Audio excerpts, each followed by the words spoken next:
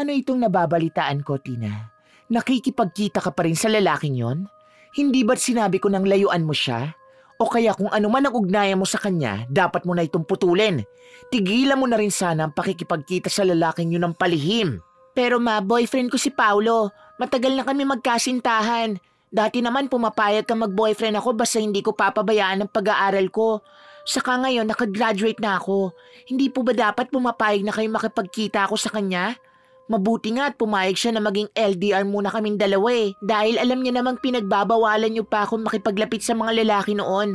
Pero nangako kasi ako kay Paulo na ano? Ako Martina, tigil-tigilan mo ko ha. Kung ayaw mong itakwil kita, dapat sundin mo kung ano man ang iniuutos ko sa'yo. Ma, wag niyo naman gawin sa amin to.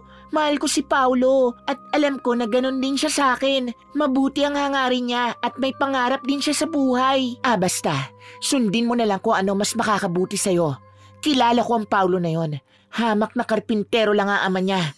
Saka ano nga yung nababalitaan kung pagiging isang delivery boy lang ang hanap buhay ng lalaking yon? Sa tingin mo ba may magandang kinabukasang naghihintay sa'yo? Kung siya lang din ang mapapangasawa mo, hindi na lang pala sana kita pinag-aral. Mama, paano niyo naman nasasabi yan? Saka bakit ganun yung tignan si Paulo at ang pamilya niya? Mama naman! Tinalikuran na siya ng kanyang inang si Marites matapos siya nitong pagbantaan ulit. Kaya walang nagawa si Martina kundi ang magkulong sa kanyang kwarto ng araw na yon. Masama ang kanyang loob dahil sa gustong mangyari ng kanyang ina. Ngunit wala siyang ibang pagpipilian dahil ito na lamang ang natitirang meron siya. Gayong wala siyang kinagis ng ama. At laging ito ang nasusunod. Dahil batas ang bawat salita ni Marites sa loob ng pamamahay nila. Kaya kahit masakit ang gagawin niya, nakipagkita ulit si Martina sa boyfriend sa kahuli-hulihang pagkakataon. Anong sabi mo, Tina? Makikipag-break ka na sa akin? Pero bakit? Anong dahilan para gawin mo to? Akala ko ba ayos lang tayo? Masaya naman tayo nung isang araw lang Pao, sana maintindihan mo ko. Hindi ko rin ginusto to. Pero kailangan Sana mapatawan mo ko. Sa tingin mo, Tin, paano ko gagawin yun? Hindi ko nga alam kung bakit kailangan humantong sa ganito Please, Tin, sabihin mo nagbibiro ka lang. Na isa lang tong prank. Gusto mo lang akong gantihan sa naging biro ko sa'yo noon. Sabihin mong hindi totoo mga sinabi mo. Paulo, I'm sorry. But let's break up. Hindi ko na kaya pang makasama ka. Tin, no. Huwag kang umalis. Paano mo ito nagagawa sa akin? Wala akong naging pagkukulang, Tin. Tin! Tina! Hindi na pinansin pa ni Martina ang pagmamakaawa ni Paulo. Mabilis na kasi siyang tumalikod at tumakbo upang wag lamang nitong mapansin ang masaganang pagdaloy ng kanyang luha na hindi na napigilan pang tumulo. Sobrang sakit sa parte niya ang ginawa niyang yon. Pakiramdam ni Martina, may ilang libong karayom na paulit-ulit na tumutusok sa kanyang dibdib sa sobrang bigat at kirot noon. Para lang sa kagustuhan ng ina, handa siyang talikuran ng taong siyang tanging makakapagpasaya sa kanya. Ngunit hindi lamang yun ang dahilan kung bakit siya naglakas ng loob na gawin yun sa kasintahan. May ambisyon din kasi si Martina.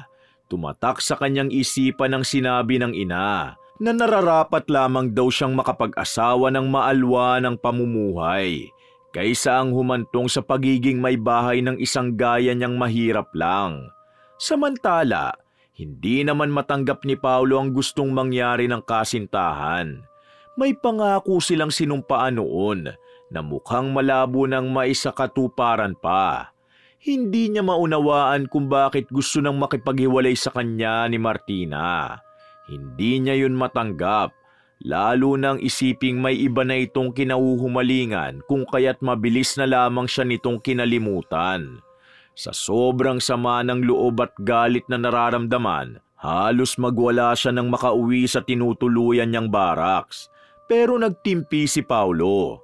Nagyaya na lamang siyang makipag-inuman sa mga kasamahan niya sa trabaho.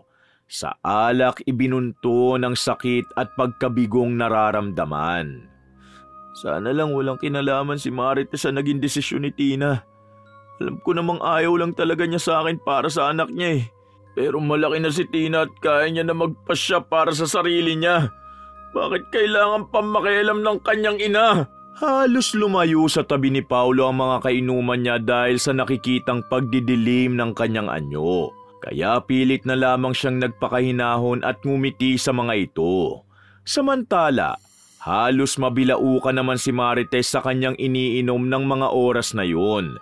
Dinaluhan naman ito ni Martina at hinimas ang likod. Ayos ka lang ba, ma? Hinay-hinay kasi sa pag-inom. Ayos lang ako. Siguro may nag-iisip lang sa akin na masama kaya ako nabilaukan. Baka naman napaparanoid ka lang, ma. Sino namang gagawa nun? Siguro nga. Pero teka, iniiba mo bang usapan? Kumusta naman pala ang pinapagawa ko sa'yo? Ano, hiniwalayan mo na ba ang lalaking yon? Oo, nakipag-break na ako sa kanya. Kaya hindi mo na kailangan pa mag-alala. Mabuti kung ganun. Tama lang ang ginawa mo. O siya, matulog ka na mas maaga dahil sasama ka sa akin bukas. Nang sumunod na araw nga, dinala si Martina ng ina sa isang pagtitipon na ginanap sa isang hotel. Birthday raw yun ng isa nitong amiga. Maraming dadalong mga negosyante na kilala raw ng asawa ng amiga nito. Mga prominente at may kaya sa buhay. Bagay na siyang sinamantala ni Marites upang maipakilala ang anak sa prospect husband nito, na lingid sa kaalaman ni Martina. May hindi ba nakakahiya? Sa katong suot ko, masyado kasing revealing. Halos litaw na yung kaluluwa ko rito. Sus, ano namang nakakahiya riyan? Ang sexy mo nga tignan eh. And I'm so proud that you're my daughter. Kaya pagbutihin mo mamaya ha, nang matuwa naman ako sa'yo. Ano bang gagawin ko? Akala ko ba dadalo lang tayo para makikain ng handa nila? Ganun naman sa mga handaan at kaarawan, di ba? Mukhang hindi mo pa rin talaga nauunawaan ang gusto kong mangyari. Di bali na, basta sundin mo lang ang mga ipapagawa ko sa'yo kapag kaharap na natin ang mga amiga ko. Hindi man maunawaan ni Martina ang gustong mangyari ng ina, subalit nang makaharap niya ang isa sa kanegosyo ng asawa ng amiga nito, doon niya napagtantong halos ibugaw na siya ng kanyang sariling ina. Dahil lamang sa kagustuhan nitong magkaroon ng mayamang son-in-law. Ngunit hindi niya gusto ang hilat siya ng pagmumukha ng taong yon. Kaya halos makipagdebate siya kay Marites sa harap ng maraming tao. Ma naman, ayoko nga sa lalaking yun. Maliban sa biyudo na, mahigit 10 taon pa ang tanda sa akin. Parang chewing ko na yun eh. Sa ayaw at sa gusto mo, Martina, siyang napili kong bagay maging asawa mo. Kaya galingan mo para magustuhan ka rin niya. Maliwanag ba? Pero ma, sundin mo na lang ako, iha. Dahil inaalala ko lang din naman kung ano mas makakabuti sa'yo. May itsura naman si Aldrin, kaya hindi ka nalugi. May sariling negosyo, magandang sasakyan. Higit sa lahat, wala nang sabit. Tiniyak ko ring yayamanin ng isang yon. Kaya ano pa bang inaarte mo riyan? Kahit ilang beses pa siyang magprotesta, tinalikuran lang siya ulit ng ina. Wala namang nagawa si Martina kundi ang pilitin ng sariling pakitunguhan si Aldrin. Habang si Marites naman ay abala sa pakikipagtsikahan sa mga bago nitong kaibigan. Kahit nahihiya dahil sa inaasta ng ina, nilunok na lamang ni Martina ang kahihiyan at ang kanyang pride. Pilit siyang ngumiti habang kaharap ang negosyanteng biyudo. Nang makauwi na, agad niyang ipinagtapat sa kababata at sa kanyang best friend ang gustong mangyari ng ina. Best, hindi ko alam kung mapapatawad pa ako ni Paulo sa nangyari sa amin. Sa tingin mo, si mama naman kasi, ireto ba naman ako sa isang biyudo na?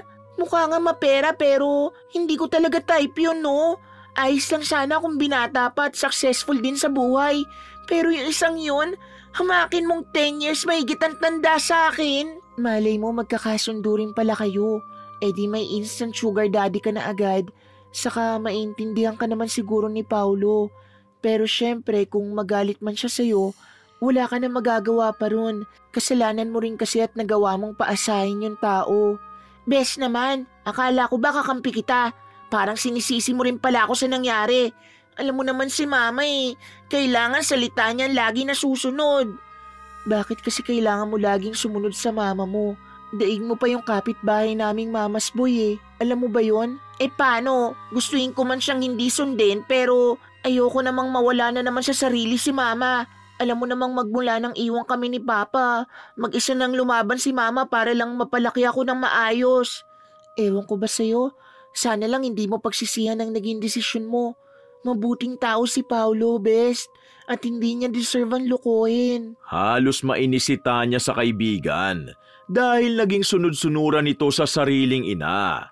Naawa rin siya sa boyfriend nito dahil nakikita niya namang pursigido yun sa hangarin nito para sa kaibigan niya. Naiinggit nga siya kay Martina dahil may lihim din siyang gusto sa lalaki.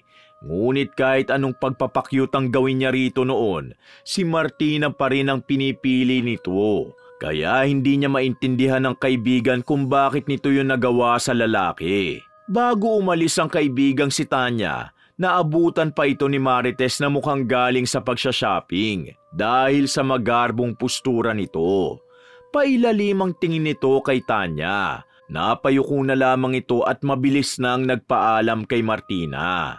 Subalit bago makaalis sa apartment ng mag-ina, hindi niya pa napigilang mapairap at mapaismid nang maulinigan pa niya ang pagtatalo ng dalawa.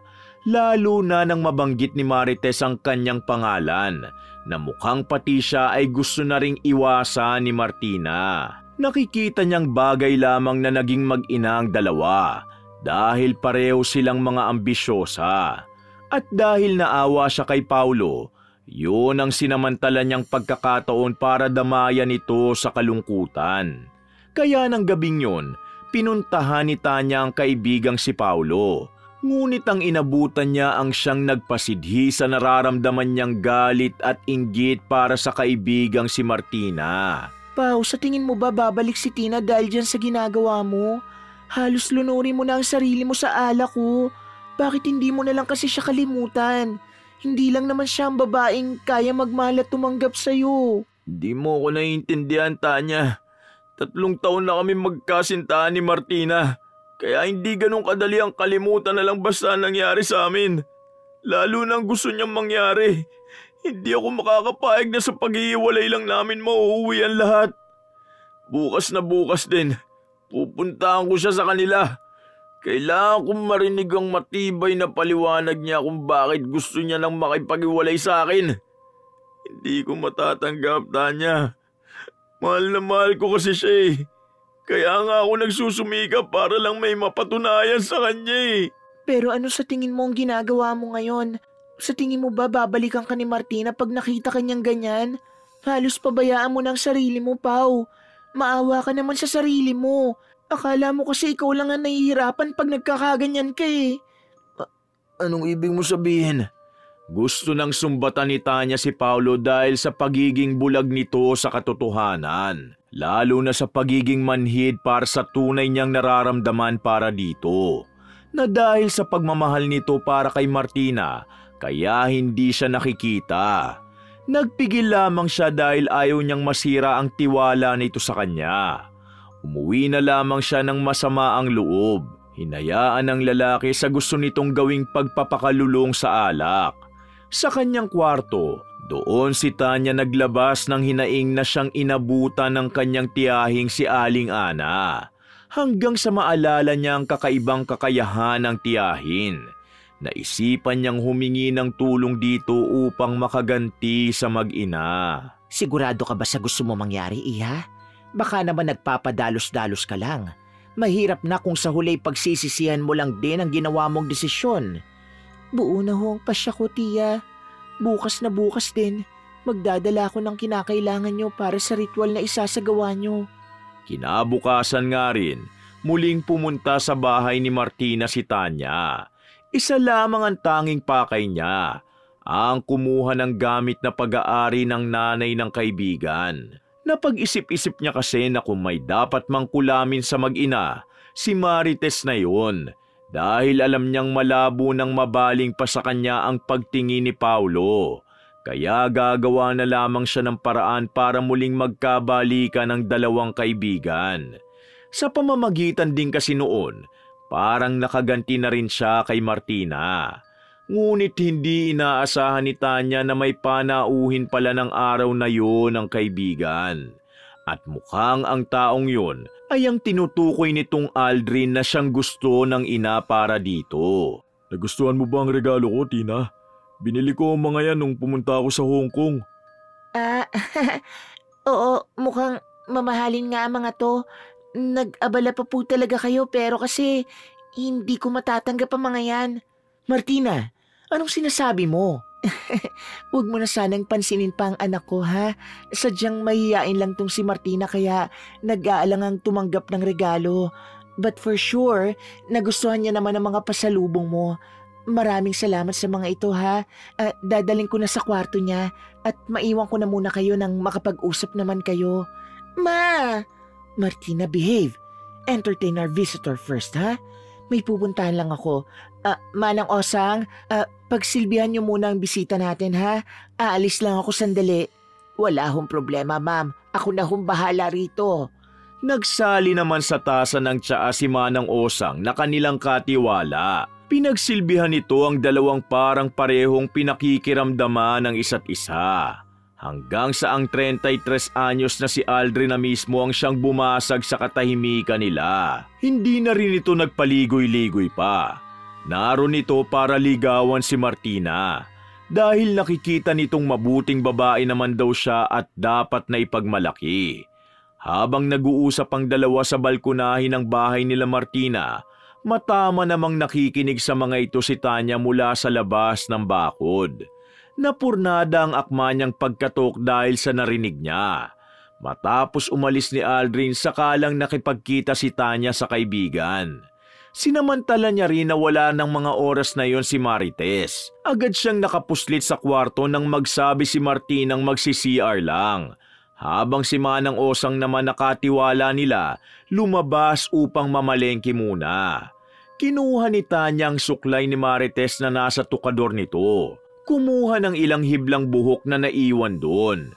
Saka muling nagpaalam kay Martina na aalis na muna dahil may kailangan pa itong gawin.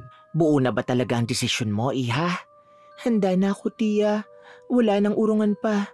Hindi ko lang talaga matagalan ang ugali ni Tita Marites dahil nagawa niya na ring utusan ng kaibigan ko na iwasan din ako. Sumusobra na ho ang babaeng yon.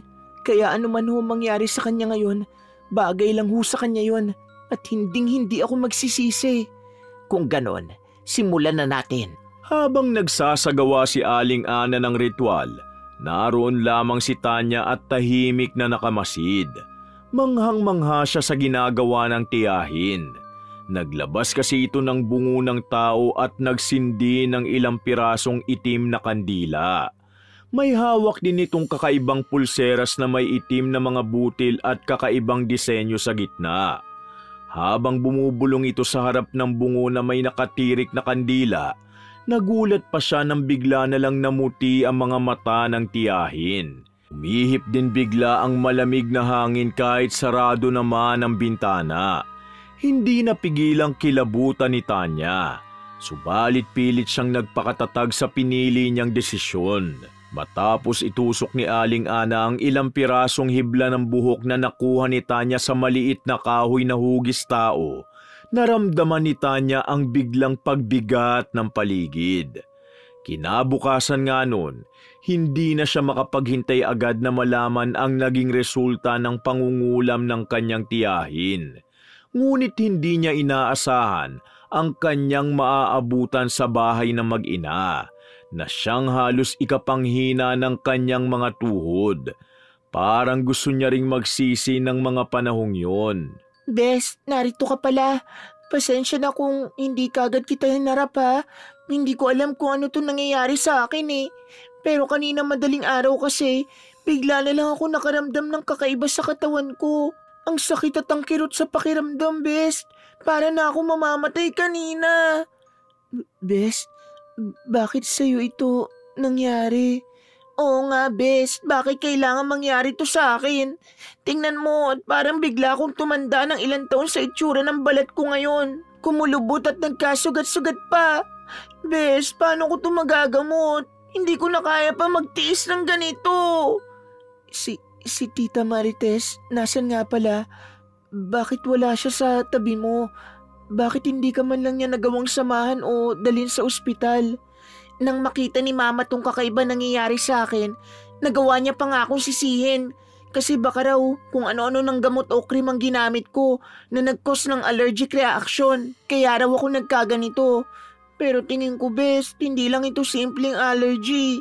Pakiramdam ko kasi parang may mga karayom din na tumutusok sa bawat kalamnan ko. Pero ayaw maniwala ni Mama, kaya umalis na lang siya. Tulungan mo ko, best. Samahan mo akong pumunta sa ospital. Best, napakawalang puso naman ng Mama mo para gawin niya to sa'yo. Anong klase siyang ina? Halos magpuyo sa galit si Tanya dahil sa nalaman. Hindi niya rin inaasahang mapupunta kay Martina ang sumpang ipinataw ng kanyang tiyahin.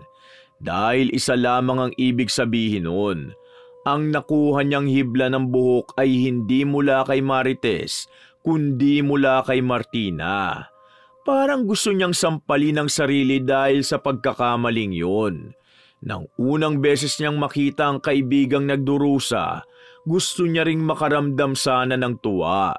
Ngunit mula nang malaman kung gaano kawalang puso ang ina ng kaibigan na imbis na mag-alala at masaktan sa nangyari sa anak nito, naggawa pa nitong ipagsawalang bahala ang kalagayan ni Martina. Kaya tuluyan na rin siyang nakadama ng habag para sa sinapit ng kaibigan. Matapos niya itong samahan sa pagamutan, kahit na alam niyang hindi naman makikita ng doktor ang totoong karamdaman ni Martina, bilang kaibigan ay hindi nangiming sumama rito si Tanya. Pagbalik niya, muli niyang kinausap ang tiyahin sa kung anong dapat gawin para bawiin ang sumpa na napunta sa kaibigan. May kailangan ako ipagtapat sa iyo, Iha. Gaya na sinasabi ko, kung buo na ang desisyon mo una pa lang, wala nang makakasira pa sa binitiwan kong orasyon laban sa kaibigan mo. Ikinalulungkot ko rin ang kaalamang nagkamali tayo sa pagkakataong ito. Pero wala na akong magagawa pa, Iha. Dahil kung ipipilit mo, kailangang ikaw mismo ang magbayad. O kaya ang buhay mo ang dapat na maging kapalit upang mabawi lamang ang sumpa ng isang kulam. Tia, wala na ho ba talagang ibang paraan? Wala na, Iha. Kaya nga una pa lang ay tinapat na kita. Pasensya ka na dahil hindi na kita matutulungan pa. Halos manlumo si Tanya sa nalaman. Nang muli niyang bisitahin si Martina sa bahay nila, naabutan niya ang manliligaw nitong si Aldrin na nakikipagsagutan kay Marites, habang si Martina naman ay umiiyak sa bisig ni Manang Osang. Nang marinig niya ang pangungutya sa tono ng lalaki, muntik na rin siyang hindi nakapagpigil. Sa tingin niyo po, Mrs., paano ko pa magugustuhan ng anak niyo ngayong ganyan na ang kanyang anyo? Mas gugustuhin ko pang patulan yung katulong namin kaysa sa anak niyo na mukhang may nakakahawa pa yatang sakit. Nako, baka nagkakamali ka lang, Iho. Sadyang dinapuan lang ng allergy tong anak ko. Mawawala rin niya sa susunod. Bakit hindi mo muna hintayin gumaling si Martina bago ka ulit dumalaw? Hayaan mo, tatawag ako ng magaling na doktor para mabilis na gumaling si Tina nang hindi mo na siya kailangang iwasan. Nagpapatawa ba kayo, Mrs.? Sa nakikita ko, may napakalalang sakit sa balat ang dumapo sa anak niyo. Kaya sinong niluloko niyo?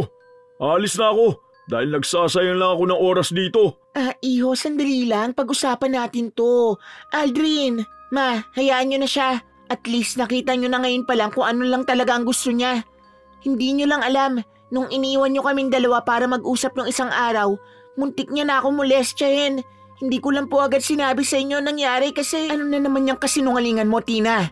Tingnan mo nga kung ano nangyari. Dahil sa pagiging pabaya mo kaya mawawalan ka na rin ng mapapangasawa. Ma, ikaw lang naman na may gusto makipaglapit ako sa lalaking yun eh. Manyak yun.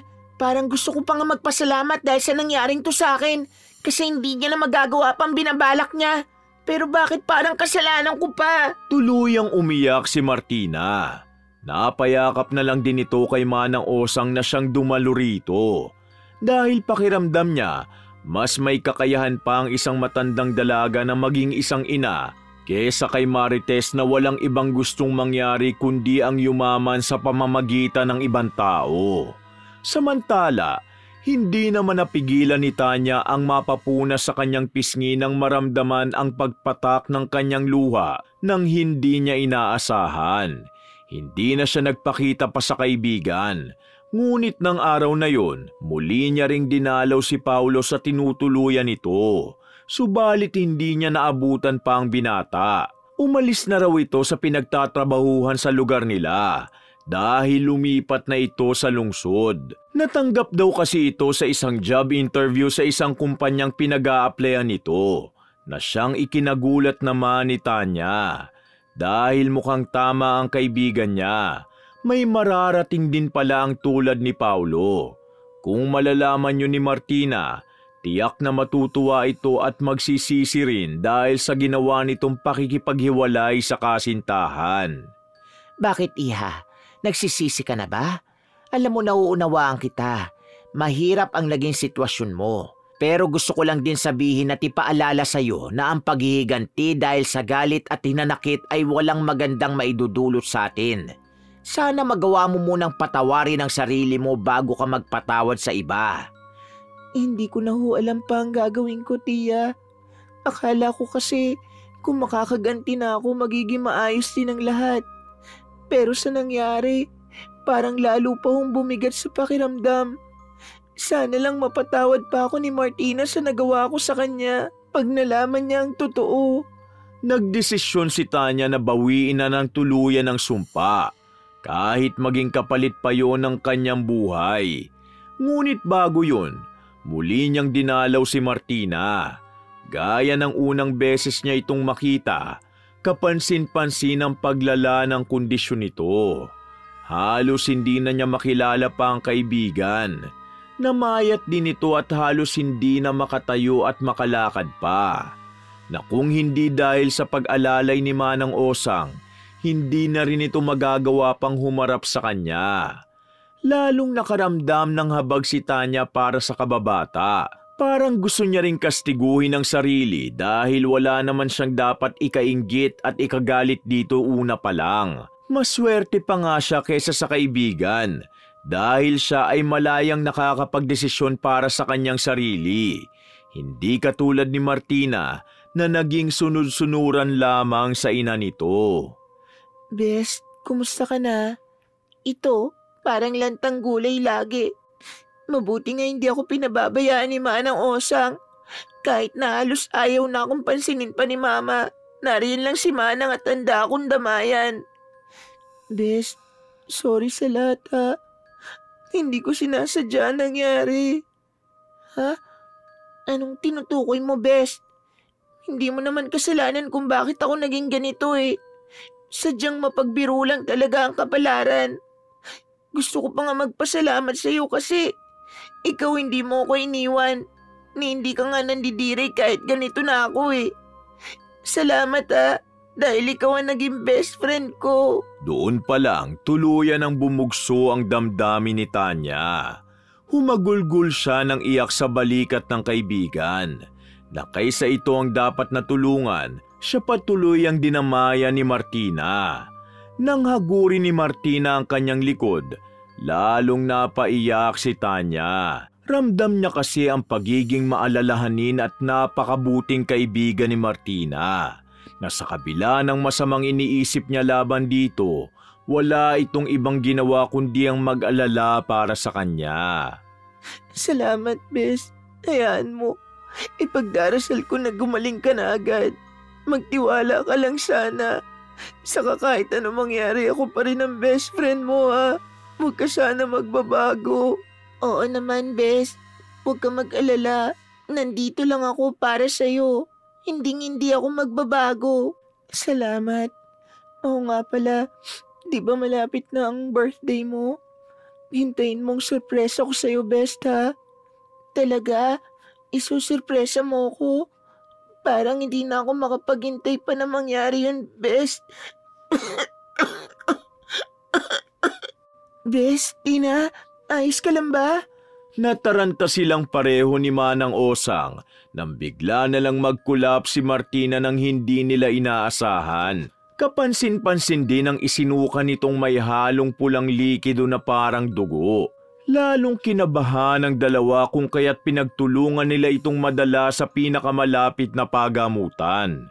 Nang dumating ang ina nitong si Marites, sa halip na mag-alala dahil sa kalagayan ng anak, lalo pa nitong sinisi ang dalaga. Yan ang napapala mo dahil sa katigasan ng ulo mo. Diyos ko naman, Martina, ano ba kasi ang ginawa mo at sinapit mong ganyan? Paano pa kita maipapakilala ulit sa anak ng mga amiga ko kung halos mukha ka ng mukhang ano po, tita? Hindi ho ba kayo naawa sa kaibigan ko? Anak niyo naman po si Tina, di po ba? Bakit kesang maawa kayo sa naging kalagayan niya? Halos sisihin niyo pa siya dahil sa nangyayaring ito sa kanya. Ina pa ho bang maituturing ang tulad niyo? Tingnan niyo nga ho, mas mukha pa kayong dalaga kaysa sa kaibigan ko. Aba, at sino ka naman bata ka para pagsalitaan ako ng ganyan? Ang kapal naman ng mukha mo para pagsabihan ako sa kung anong gusto kong gawin. Sino ka ba? Isa ka lang din namang sip-sip na buntot ng buntot sa anak ko, di ba? Akala mo kung sino ka kung makapagsalita ka? Eh kayo, sa tingin niyo ba tama pang ginagawa niyo? Halos ibugaw niyo na ho ang anak niyo. Bakit hindi na lang ho kayo mismo maganap na mapapangasawa niyo? Kesa ang pakialaman pa kung saan magiging masaya ang anak niyo. Bago pa mauwi sa pisikalan ng bangayan ng dalawa, bigla na lang nagkagulo ang mga tao sa ward kung saan nakakonfine si Martina.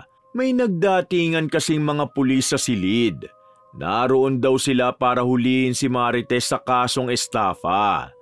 Nagmatigas naman ang ina ni Martina nang halos kaladkarin na ito palabas ng mga pulis dahil sa pagmamatigas nito. Mayroon silang warrant of arrest kaya walang nagawa ang grupo nila Tanya kundi ang sundan ng tingin ng pagkuha kay Marites. Halos manghina rin lalo si Martina sa nalaman tungkol sa ginawa ng kanyang ina. Ngunit dahil kilala na ito ng marami sa pagiging social climber, wala nang nagawa pa si Martina kundi ang umiyak na lamang sa sinapit nito. Nang umuwi si Tanya ng gabing yun, muli nilang isinagawa ang ritual ng pagsasawalang bisa ng kulam. Buo na ang desisyon niyang tulungan ng kaibigan. Dahil sa sinapit ni Marites, parang nakaganti na rin siya rito. Handa na siyang isakripisyo ang kanyang sariling buhay para sa kaibigang si Martina. Sigurado ka na ba talaga sa naging desisyon mo, iha? Wala nang atrasan pa. Sigurado na ho ako, tiya. Kaya simulan na ho natin. O sige, pero may gusto lang ulit akong ipagtapat sa'yo, iha. Pagtapos nito, sana maging malaya ka na rin sa nakaraan. Hihilingin kong mahanap mo na rin ang kapayapaan. Sana nga ho, tiya. Maraming salamat din po sa lahat. Matapos nga ang panghuling ritual bilang pagbawi sa sumpa, hindi inaasahan ni Tanya na sa halip na ang buhay niya ang maging kapalit ng kanyang paghihiganti at naging pagkakamali, ang tiyahin niya ang tumanggap sa parusang yun. Nagawa nitong isakripisyo ang sarili para sa kanya. Dahil namulatan na lamang niya ito isang umaga na isa ng malamig na bangkay. At sa tabi nito, nabasa niya ang iniwang liham ng kanyang tiyahin.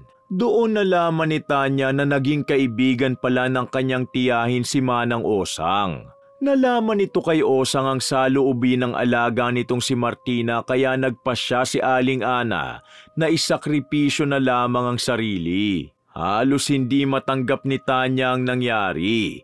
Subalit sinikap niya na lamang ang magbago at makalimot magmula noon.